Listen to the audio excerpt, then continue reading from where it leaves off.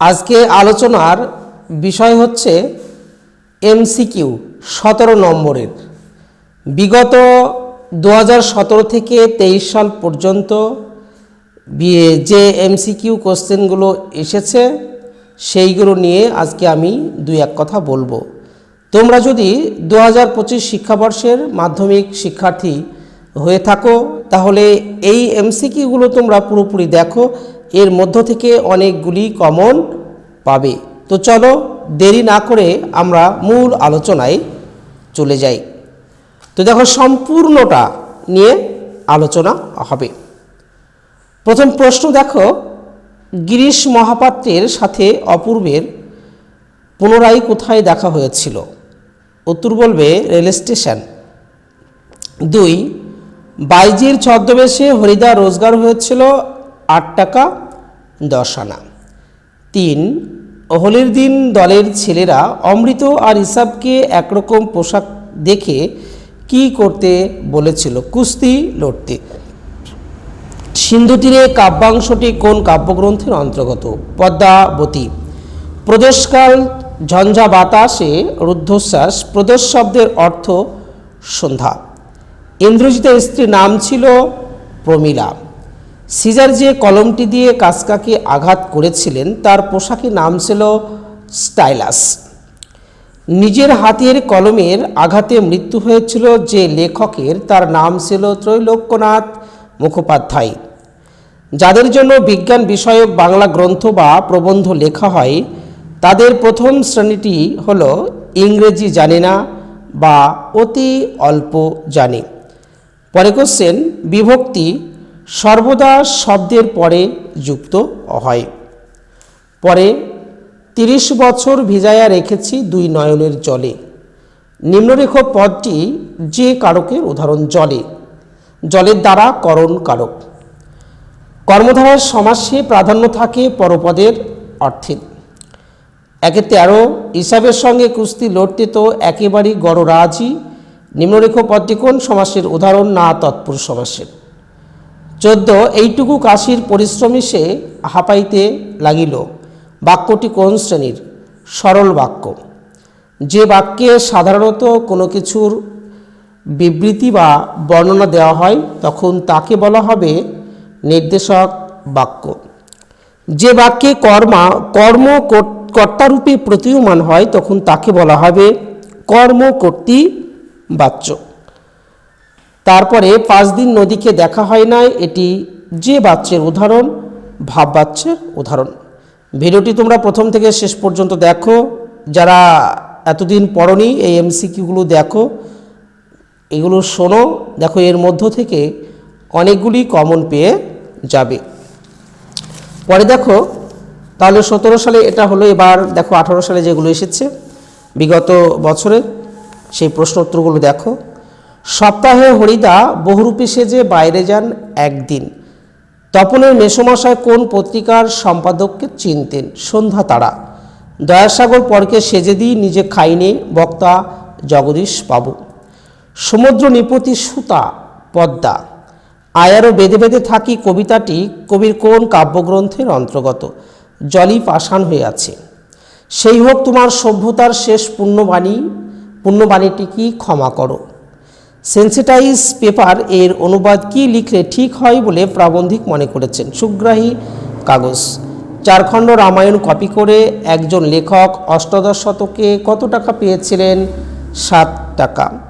শ্রীপান্থ ছদ্মনামে লিখেছেন নিখিল সরকার। রাজা রাজায় যুদ্ধ হয় এই বাক্যের কর্তাটি ব্যতিহার কর্তার উদাহরণ। পরপদ প্রধান হয় যে সমাসে সেটি হলো তৎপুরুষ সমাসে। রামদাস আর কোনো প্রশ্ন করিল না।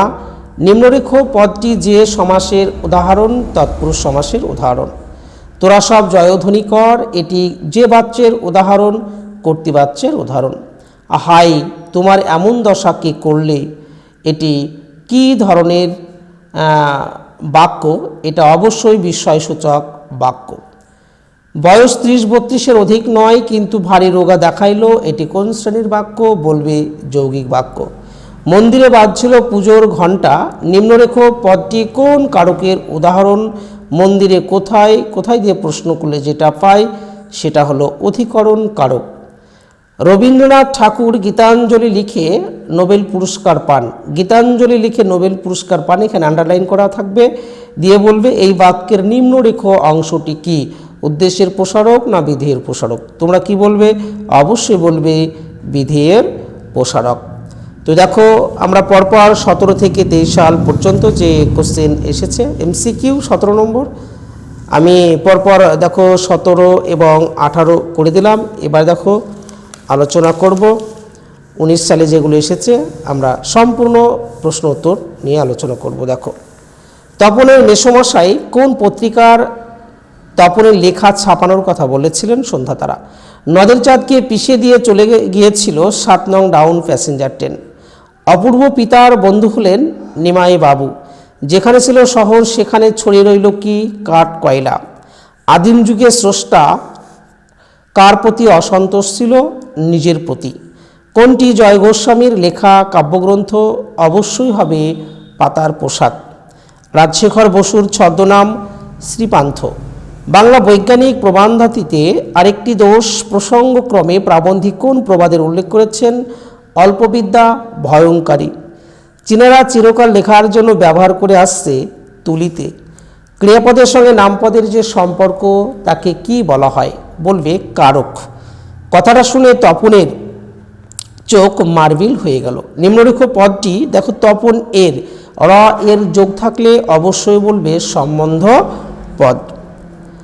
যে সমাসে সমস্যমান পদ দুটি উভয়ই পদে বিশেষ্য ও পরপদের অর্থ প্রাধান্য পায় তখন তাকে বলা হবে কর্মধারায় সমাস। কৃত্তিবাস রামায়ণ রচনা করেন, নিম্নলিখিত পদটি কোন সমাসের উদাহরণ? বলবে বহুব্রীহি সমাসের উদাহরণ। আমাদের মধ্যে যারা ওস্তাদ তারা ওই কালো জলে হরিতকি ঘোষতক বাক্যটি কোন শ্রেণীর? জটিল বাক্য। বিড়ালের গলায় ঘণ্টা বাঁধবে কে? অর্থগত দিক থেকে এটি প্রশ্নবাচক বাক্য। আমরা জানি অর্থগত দিক থেকে বাক্যকে 7 ভাগে ভাগ করতে পারি, তার মধ্যে একটি হলো প্রশ্নসূচক বা প্রশ্নবাচক বাক্য। ক্রিয়ার অর্থ প্রাধান্য পায় ভাববাচ্যে। তাকে টিকিট কিনতে হয়নি বাক্যটির কর্তৃবাচ্যের রূপটি হবে তিনি টিকিট কেনেননি। তো দেখো আমরা 19 সালে যে এমসিকিউগুলো এসেছিল তার সম্পূর্ণ সমাধান করলাম। এবার দেখো চলে আসবো 2020 যেগুলো এসেছিল, তোমরা প্রথম থেকে শেষ পর্যন্ত দেখো। অবশ্যই এর মধ্য থেকে তোমরা একাধিক কমন পাবি। পুলিশ সেজে হরিদা দাঁড়িয়েছিলেন কোথায়? দয়ালবাবুর লিচু বাগানে, এবং 4 জন ছেলেকে ধরেছিল। তো সেখান থেকে হেডমাস্টার মশাইয়ের কাছ থেকে তোমরা জানো 8 আনা ঘুষ নিয়েছিলেন। নদের চাঁদের বয়স ছিল 30 বছর। ছোট মাসি তপনের থেকে কত বছরের বড়? বলবে বছর 8। অভিষেক শীর্ষক কাব্যাংশটি মেঘনাদবধ কাব্যের কোন স্বর্গ থেকে নেওয়া হয়েছে? প্রথম স্বর্গ। আমরা জানি মেঘনাদবধ কাব্যের মোট 9টি স্বর্গ, তার মধ্যে প্রথম স্বর্গ হলো মেঘনাদবধ কাব্য। প্রথম স্বর্গ। পরে কোশ্চেন দেখো, তারা আর স্বপ্ন দেখতে পারল না। কারা স্বপ্ন দেখতে পারল না? শান্ত, হলুদ, দেবতারা। তো দেখো 4 কোশ্চেনটা একটু এটা মিস্টেক আছে। অভিষেক শীর্ষক কাব্যাংশটি মেঘনাদবধ কাব্যের কোন স্বর্গ থেকে নেওয়া হয়েছে? এটা বলবি প্রথম স্বর্গ। আর এই মেঘনাদবধ কাব্যের প্রথম স্বর্গের নাম ছিল অভিষেক। তারা আর স্বপ্ন দেখতে পারল না। কারা স্বপ্ন দেখতে পারল না? শান্ত, হলুদ, দেবতারা। গান বাঁধবে সহস্র উপায়ে, কে গান বাঁধবে? কোকিল। পালকের কলমের ইংরেজি নাম ছিল কুইল। কানে কলম গুজে দুনিয়া খোঁজেন দার্শনিক। হিমালয় যেন পৃথিবীর মানদণ্ড উক্তিটি করেন কালিদাস। অনুসর্গের দৃষ্টান্ত কোনটি? এখানে দেখো অপশান আছে জন্য, খানা, টি, গাছা। অবশ্যই হবে জন্য। দ্বন্দ্ব সমাসের অর্থ প্রাধান্য থাকে উভয়, পূর্বপদ ও পরপদ উভয় পদের অর্থ প্রাধান্য থাকে। হিসাবের মেজাজ চড়ে গেল, নিম্নলিখিত পদটি কোন কারকের উদাহরণ? অর্থাৎ এখানে মেজাজ কর্মকারকের উদাহরণ। ফেলাইয়া কনক বলয় দূরে, কনক বলয় যে সমাসের উদাহরণ হবে কনক নির্মিত বলয়, এটা মধ্য পদলোপী কর্মধারায় সমাস। বাংলার এই দুর্দিন আমাকে ত্যাগ করবেন না, এটি যে ধরনের বাক্য? অবশ্যই বলবে অনুজ্ঞাসূচক বাক্য। আমি মহারাজ নই, আমি এই সৃষ্টির মধ্যে এক কণা ধুলি, এটি কোন শ্রেণীর বাক্য? যৌগিক বাক্য। জগদীশবাবু সিঁড়ি ধরে নামলেন, বাক্যটির ভাববাচ্যের রূপ কি? জগদীশবাবুর সিঁড়ি ধরে নামা হলো। 17 দেখো 2020-এর শেষ কোশ্চেন এটা। নদীর বিদ্রোহের কারণ সে বুঝতে পারিয়াছে, এটি কর্তৃবাচ্যের উদাহরণ হবে। এবার দেখো চলে আসছি 2022। চলো কি কি প্রশ্ন এসেছিল দেখো, প্রশ্ন উত্তর নিয়ে আলোচনা। পত্রিকায় প্রকাশ পাওয়া তপনের গল্পটির নাম কি ছিল? প্রথম দিন। গিরিশ মহাপাত্রের বয়স কত ছিল? 30-32-এর অধিক নয়। জগদীশবাবু বিরাগীকে প্রণামী দিতে চেয়েছিলেন 101 টাকা। কালো ঘোমটার নিচে অপরিচিত ছিল তোমার মানবরূপ। আমাদের ডান পাশে কি ছিল? ধস। অট্টরোলের হট্টগোলে স্তব্ধ চরাচর।